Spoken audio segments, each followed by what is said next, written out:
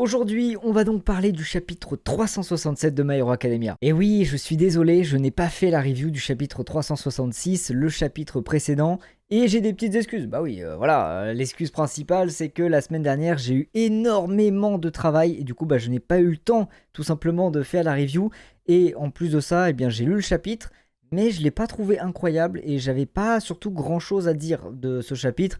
Du coup, je voyais pas trop comment faire une review, et j'avais pas envie de faire une review pour faire une review. S'il n'y a pas d'intérêt, je vois pas pourquoi en faire une. Du coup, j'en ai pas fait. Voilà, j'espère que vous m'en excuserez. En tout cas, mes amis, aujourd'hui, nous sommes rassemblés, réunis, pour parler du chapitre 367. Donc, c'est parti. Bon, ce chapitre est ma foi un chapitre très cool, très intéressant. Qu'est-ce qu'on voit? Eh bien, on voit enfin Izuku arriver. Alors, on l'a vu du coup dans la planche du dernier chapitre, arriver, il allait s'élancer, et là c'est bon, c'est le cas. Il commence enfin à se battre avec Shigaraki, ou plutôt All for One, on sait pas trop. Et ça faisait longtemps, parce qu'en vrai, c'est ce que je disais dans les reviews précédentes, ça fait au moins, je pense, 4 chapitres. Qu'en fait on ne voit pas le héros de notre histoire, on ne sait pas où il est, on ne sait pas ce qu'il fait.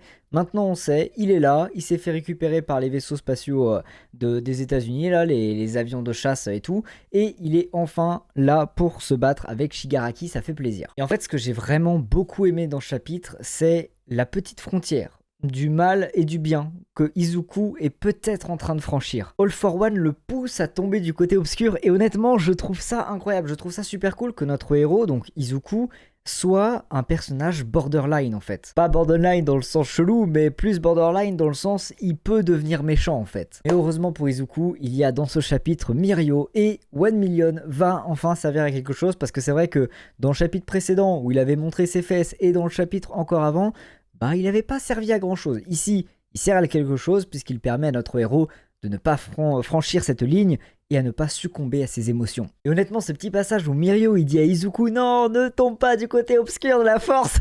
J'ai trop kiffé quand il lui a dit que s'énerver c'était tout simplement faire le jeu de l'ennemi. Il a eu raison et je trouve ça trop cool. Sinon, il y a un autre truc qui est assez intéressant dans le chapitre, c'est qu'on voit que Izuku utilise encore un nouveau pouvoir, le pouvoir d'un autre détenteur. Il me semble qu'il ne l'avait pas encore utilisé jusque-là, alors sinon c'est juste que ma mémoire me fait défaillance, ce qui est possible, peut-être que c'est juste ma mémoire qui me troll, mais il me semble que ce pouvoir il ne l'avait pas utilisé, et du coup ça choque un petit peu All for One. Il se dit mais qu'est-ce que c'est que cette lumière? C'est celle du dernier détenteur de je ne sais quoi, je sais plus combien de thèmes c'est, mais du coup Izuku utilise encore un nouveau pouvoir, donc j'ai hâte de voir ce que va être ce pouvoir exactement. Et je suis persuadé qu'il ne l'a pas encore utilisé, mais peut-être que je me trompe. Puis le dernier truc vraiment intéressant dans ce chapitre, c'est tout simplement la dernière planche où on voit Izuku demander à All for One si Shigaraki est encore là, et en fait, on n'a pas l'impression, mais c'est quelque chose de très fort cette planche, parce que qu'est-ce qu'elle dit? Elle dit que Izuku a toujours foi en Shigaraki. Izuku pense toujours qu'il y a du bon en lui.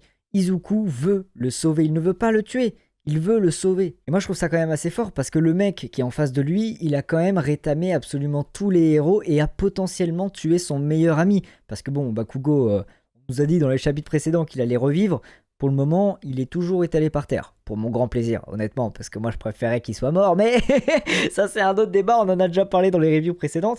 Mais du coup, je trouve ça beau que Izuku, malgré tout ça, il ait quand même envie de sauver Shigaraki. Il croit en lui, il pense qu'il y a encore du bon en lui, et moi je trouve ça beau. Je suis désolé, c'est peut-être juste que je suis un très grand fan de Star Wars, mais je peux pas m'empêcher de voir un parallèle entre Izuku et Shigaraki, et entre Luke et Dark Vador, tu vois, c'est vraiment Luke qui veut sauver son père parce qu'il pense qu'il y a encore du bon en lui, et là c'est pareil, tu vois, c'est Shigaraki qui est tombé du côté obscur mais de façon très violente, et Izuku essaie quand même de le sauver parce qu'il pense qu'il y a du bon en lui, parce qu'il pense que le petit garçon gentil est toujours là, et moi je trouve ça beau, c'est le genre d'histoire qui m'accroche, c'est le genre d'histoire que j'aime. Et ça montre encore une fois que l'univers de My Hero Academia, ce n'est pas du tout un univers manichéen, ce n'est pas le bien contre le mal. Alors oui, il y a certains personnages, ils sont vraiment méchants pour être méchants, mais je veux dire, voilà, c'est pas un monde dans lequel forcément les gentils sont gentils, forcément les méchants sont méchants, c'est plus compliqué que ça, c'est plus complexe, et c'est ça qui est très très cool. Et c'est d'ailleurs pour ça que de base, Bakugo est un personnage qui marche très bien, parce que c'est un personnage qui n'est pas du tout manichéen,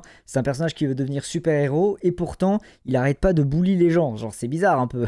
Et c'est ça qui le rend intéressant. Et bien là c'est pareil, c'est ça qui rend intéressant l'univers de My Hero Academia, c'est que il est complexe en fait. Puis bon, je vais me répéter un petit peu, mais je trouve honnêtement que dans les derniers chapitres, les dessins sont incroyable. Cette toute dernière planche où on voit Izuku avec tous les détenteurs et tout derrière lui, non, c'est trop stylé. Et puis pareil, sa façon de dessiner Izuku quand il rentre dans une rage monstrueuse, parce que c'est vraiment le cas, tu vois, il devient monstrueux, ce n'est plus le petit Izuku gentil, non, c'est un méchant, tu vois, quand il rentre dans une rage, Izuku, ça devient un méchant, ça devient un super vilain, et je trouve que c'est tellement bien représenté par le dessin, franchement, il est trop fort, il est trop fort. Et encore une fois, je me demande comment ils vont faire dans l'animé pour adapter ce changement de style et de trait qu'il a apporté à Izuku. Enfin bref, c'était un chapitre plutôt sympathique dans lequel eh bien, on nous annonce des nouveaux pouvoirs encore pour Izuku, donc ça annonce du lourd pour la suite. Hâte de voir aussi peut-être Bakugo se relever, hein, puisque il est censé revivre. Comme je vous dis, moi je préférais qu'il reste à terre, mais s'il doit se relever, j'ai bien envie de le voir se relever. Personnellement, ce que j'aimerais voir dans les prochains chapitres, c'est All for One aussi, qui est censé être à son prime, mais depuis qu'il a atteint son prime, il n'est plus là, en fait, on ne le voit plus, donc c'est un peu dommage. On sait toujours pas où en est d'ailleurs le combat entre Shoto et son frère non plus.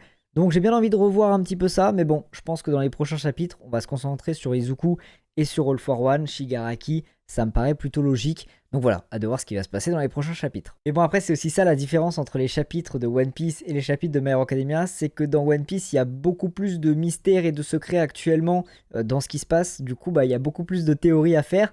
Dans My Hero Academia, c'est juste du plaisir, du combat et on s'en prend plein la gueule.